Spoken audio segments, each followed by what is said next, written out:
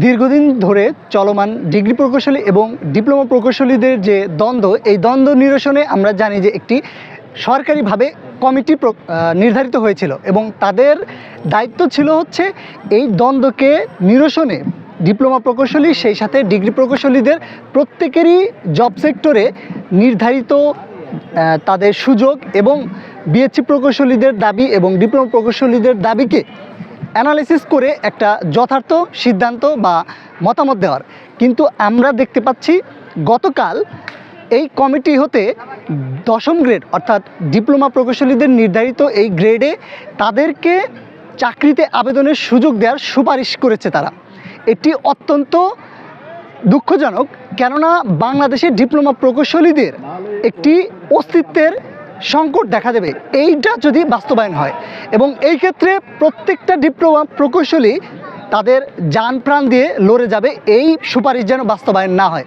কেননা সংক্ষেপে যদি বলি, ডিপ্লোমা প্রকৌশলীদের কিন্তু একটি নির্ধারিত জব পোস্ট হচ্ছে 10ম গ্রেড এবং বিএসসি প্রকৌশলীদের জন্য রয়েছে হচ্ছে 9ম গ্রেড।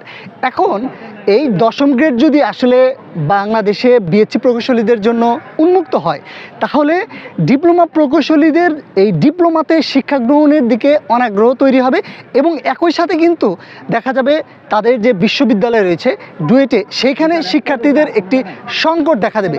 তো আমরা ডিপ্লোমা প্রকৌশলী হিসেবে অ্যাজ এ ডিপ্লোমা প্রকৌশলী এবং পাশাপাশি ডিগ্রি প্রকৌশলী শিক্ষার্থী হিসেবে আমরা এর তীব্র প্রতিবাদ ও নিন্দা জানাই এবং পক্ষান্তরে আমরা ডিপ্লোমা প্রকৌশলীদের প্রতি আহ্বান রাখব তারা যেন দ্রুত এই বিষয়টি সমাধানকল্পে তারা বিভিন্ন কর্মসূচি গ্রহণ করে। সেই সাথে আমরা ঊর্ধ্বতন কর্মকর্তা বা ঊর্ধ্বতন প্রশাসনে যারা রয়েছেন সরকার পর্যায়ে, তাদের প্রতি আহ্বান থাকবে আপনারা একটি যৌক্তিক সমাধান।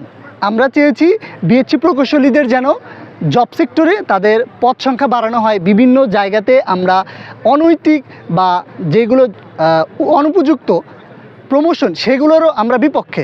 তো এই বিষয়গুলোকে সমাধানের মাধ্যমে ডিগ্রি প্রকৌশলী সেই সাথে আপনার ডিপ্লোমা প্রকৌশলী উভয় সেক্টর দেশের জন্য একটি কার্যকর ভূমিকা রাখবে। আশা করি আপনারা এর জন্য একটি সুষ্ঠু সমাধান নিয়ে আসবেন। ধন্যবাদ।